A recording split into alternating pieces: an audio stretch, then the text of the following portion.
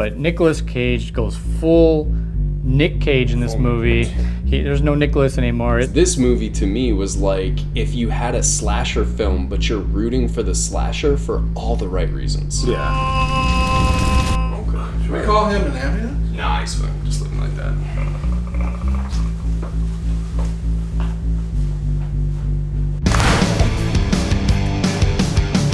Welcome to another thrilling episode of...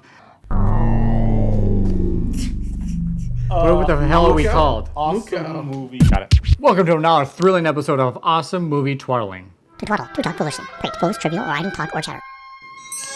We get together, we talk about films and just general filmmaking, and we break down storytelling elements of films that we enjoy and movies we grew up with, and then just twaddle about them. I'm Adolfo. I'm an independent filmmaker, director, writer, VFX artist, and sometimes I can be seen flying in the air and fighting bad guys and having a good time.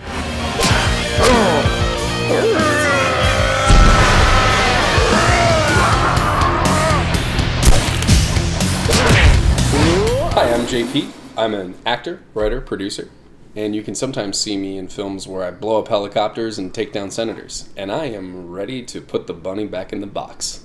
Nighty-night.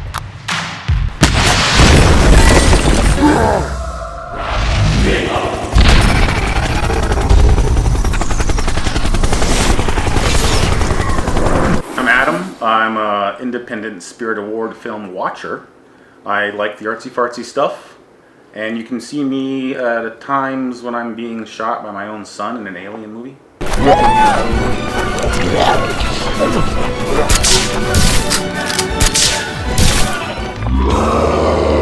And I'm Sunzar. I'm a photographer, and every once in a while you can see me in a film where I am wielding a shotgun and a Santa Claus hat. Fantastic. God,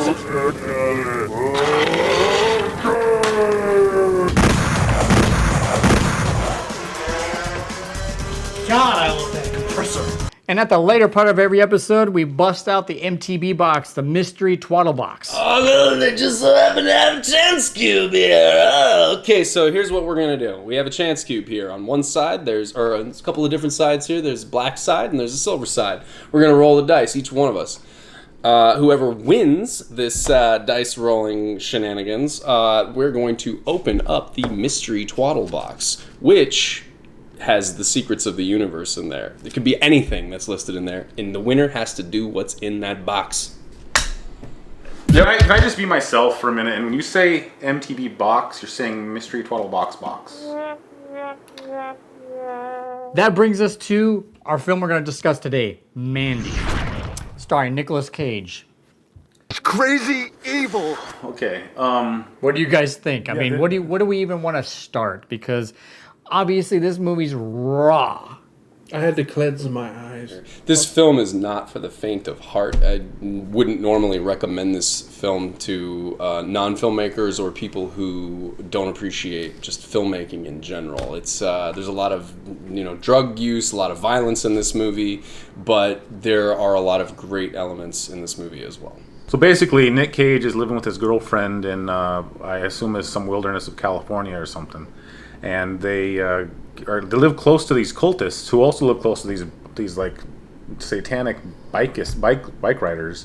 And between those two groups, they decide they want to kidnap Mandy, the girlfriend, and she suffers a lot, and Nick Cage exacts revenge on them. That's the basic plot, and there's a lot more that happens visually. This is one of those show don't tell kinds of movies where you just see it kind of stream of consciousness, like kind of like this is what's happening without any like context. But what's sure about this film is it is visceral, it is raw, and this is the kind of movie that makes me not want to give a rating, not like say, oh, I like it, I really like it, and then someone might say like, oh, I want to watch it, because I'm saying, well, don't take it that you should watch this unless you really think you can. So yeah, look it up on IMDb. Look up all the content and see if you're good down with that stuff. And if you are, then watch the movie. It acts as an independent film. It's a low budget, but Nicolas Cage goes full Nick Cage in this movie. There's no Nicolas anymore. It's Nick Cage. I mean, I'm a fan of his previous work for many years as growing up as a kid. I mean, Con Air is one of my favorite movies. I love him in Mullets. I love him when he takes his face off and switches it with John Travolta. I could care less. For a long time there, I was Nicolas Cage, all Nicolas Cage all day. That's pretty much what I was doing. But again, I think after the last, what was it, 10 years or so, we've seen him do different roles that are kind of, you just don't know if you're going to see The Sorcerer's Apprentice or you're going to see, I got bees. You don't know bees in my face. You just don't know if he's going to be a Wicker Man. You don't know. But that's why Nicolas Cage is loved, because he does roles that are just kind of like Johnny Depp. You're just like, it's a hit or miss, or just he's an actor that just wants to create. He's a creative. And there's like at the very end, there's this scene at the when he's driving off into the sunset, I guess if you would put it, where there's just two moons hanging over in the sky, and it's I don't know, it's a cool image. It just at the very end you question everything you just watched because of that one frame. There is a particular moment in this movie also where Nick Cage slips into madness. I mean, there is this certain substance that they have throughout the movie. They kind of give you hints what it is, but once he does that, he changes into a different type of human. I mean, kind of like what they were doing, right? They were using that same substance, which gave them kind of like super like strength and stuff to withstand violence. He was already like fueled with the rage and the anger, and then on top of that, it's almost like whatever that substance was, it quantified it, completely quantified it. He just became this like warrior at that point. It was like a bad batch of LSD. Yeah, that's what they said. It was. Yeah, and this movie played. I mean, the color profile of this movie is. When I think of Mandy, I think of obviously Nick Cage and covered in blood and all this type of stuff, but he's also pink and purple, and I just think pink and purple. I mean, this movie was just like it was dipped in it. I like the animation stuff too. Every time he closed his eyes, it went to an animation, and that happened before he even, took a dive into that biker's world by dipping his finger into that LSD. So that's really interesting that that's not a part of the LSD that's doing that to him. He's seeing those visions without that. That's why it seems like it's outer worldly. Yeah. Basically, if you were in a dream state, it was a cartoon. Yeah. And they established that, like you said, pretty early on. Yeah. So there's hints throughout the film, visually and just generally. Yeah. That it's like not of this planet. Mm-hmm. Well, that's what I kind of liked about the movie the most, in my opinion. I was watching it and I was like, are these supernatural elements happening, and is he just being faced into a situation where these beasts are coming out of Mad Max movie, out of the woods, and we're one of these type of movies? It kind of starts in that direction, and then it starts to turn into something that you kind of get more an idea of what actually is happening. But I feel like that's fun to experience as a viewer. You're like, is it going this way or is it going that way? I don't know, but it's very. I'm on this ride, and I don't feel like I can get off now. I feel like I'm set to go with this. The story is very Kubrick-esque in the sense that the first half of the movie feels very different than the second half of the movie. And there's the scene where he goes to get his crossbow back, and when he goes and gets that crossbow back, there is. It's like a 5-minute scene, but you learn so much about who Nicolas Cage's character is, and essentially that he can take on these satanic bikers that are in this first half of the movie are portrayed in such a way where they are demonic, they are almost super villain-esque. They have these abilities that, oh my gosh, they're untouchable, right? But then in this one quick scene, you learn that Nick Cage can actually take these guys on because they're just guys hopped up on drugs. This cult leader, he fixates himself on Mandy just driving down the road in a really beautiful red shot that just lasts probably about 5 seconds too long, but still, it's a really nice shot. He looks at her and he just is transfixed on her, and then he's got this idea that he has to have her in his life. After he realizes he can't, what he then does is goes to Nick Cage's character and says, "You think you know what love is? You don't know." Russian and roulette. him and his cult followers are, when they talk to Cage, they're dumping all over his relationship with Mandy, which fuels his anger and his rage, which I think, Nick Cage, that's perfect for him. So wonderful. Yeah. Okay, so another thing that was interesting that also went with color was, and it really stuck out to me, was their usage of slowing down the shutter and the fluidness. I don't know if that's just what they were doing. I mean, it could have been special effects afterwards, but I mean, obviously it's going with the substance trip that's going on, but the flowing that they had in addition with all the color effects that they were doing, it really stood out to me particularly because, I mean, it just felt so old school 70s practical.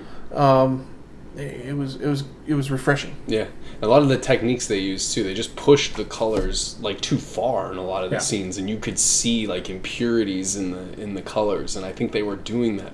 I mean, obviously they're doing that purposefully, right? Like, especially when Nick Cage has his first taste of that substance. Yeah. I mean, that particular like 1 or 3 seconds of like just layering and coloring is I just love off that. the charts. I love that scene because you see what happens when he takes it, right? But then you think back to when the biker took he was just chugging it, and you're like, oh god. Well, and they kind of trick you too because he says blood for blood. Yeah. So I at first, because I didn't understand we were talking about the substances at hand. Yeah. But at first I was just like, oh, these guys are like vampire cannibals. Oh, they wanted the fat guy. Remember, they were like, And "Oh, we're gonna Which get blood for blood." Thing in the movie. And then remember, he's he there, just grabs- and he's just like, yeah, that's they the pull him back. weirdest thing.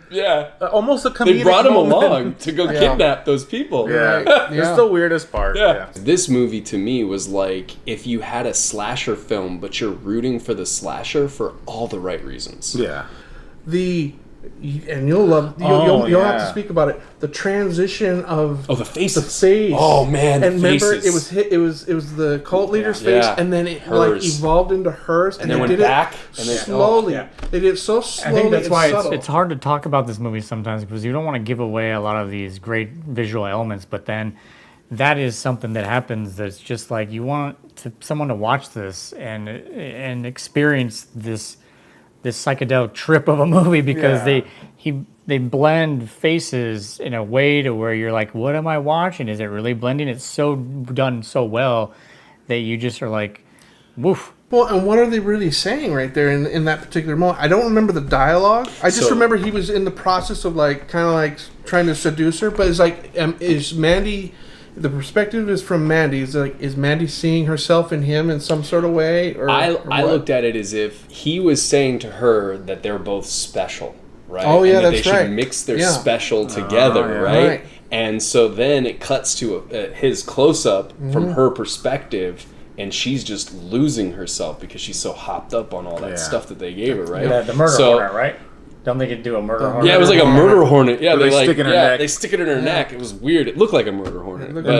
But that's how I interpret it. So that's what made it so awesome, is not because you're seeing it from her perspective and she's hopped up, but the dialogue also alludes to that as well, and her mind went there. My sentence is, this is a mesmerizing film that I can, with a little asterisk there, a little star, recommend, but with caution I recommend this movie. What a piece of art, 100%. Yeah, I'd say enter at your own risk type caution up there.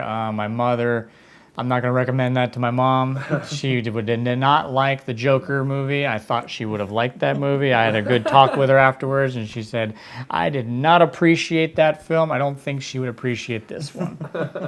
But again, I thought it was great filmmaking. Color palette is fantastic.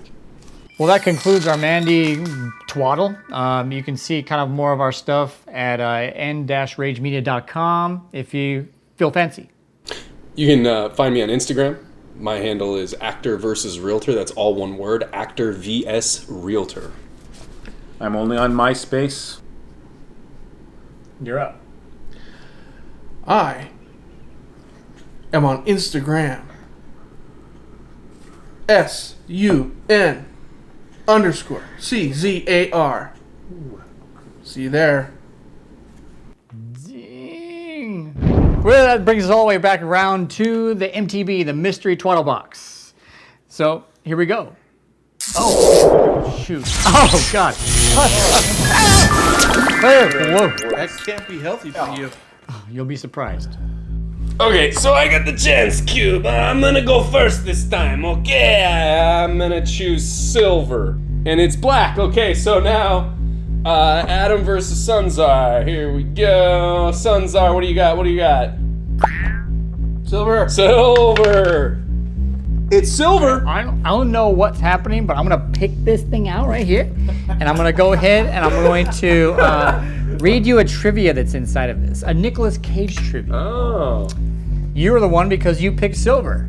I didn't pick it. I never said anything. How many movies has Nicolas Cage been in life? Oh my. Okay, Nick Cage. Closest, so if you get closest to the number that I know, you, I guess, get a pass and go home. I say give me a that number. he's been in 200 flat, 200 even, 200 movies. Oh, sorry, that is incorrect. Well, I don't. Okay. Google says close to 104. Well, it's all perspective. 200 can be close to 104 if you're far enough away from it and you're looking at like thousands of numbers. I've seen The Price is Right. That's not how that works. Nope. So unfortunately, but fortunately for us, you are now going to have to drink a little a witch's brew of goodness, and all you have to do is take a little sip, like Nicolas Cage did in this movie, and then that's really it. I mean, what's the worst that can happen? A little bit of sassafras, stuff that make maybe hair on your chest.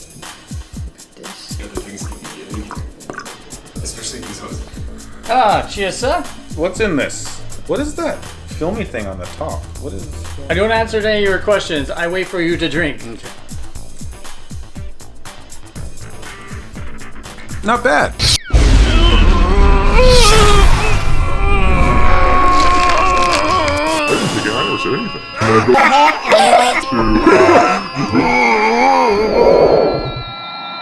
I'm only on MySpace.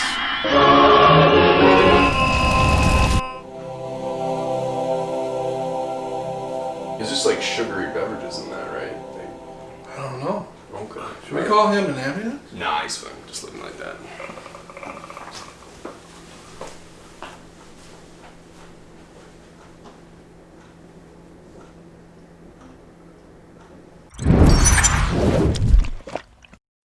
Don't I have to birth out my box first, though? I totally That's forgot what about happened that last part. time.